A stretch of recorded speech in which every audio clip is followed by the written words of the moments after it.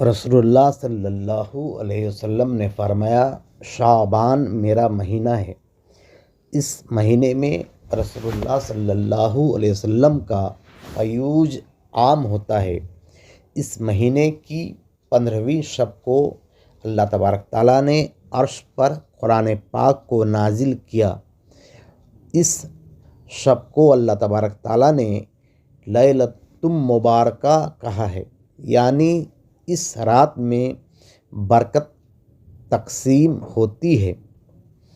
इस रात को लैलतुल बराअत भी कहते हैं, यानी इस रात बंदा अल्लाह तबारक ताला की गिरफ्त से आज़ाद होता है।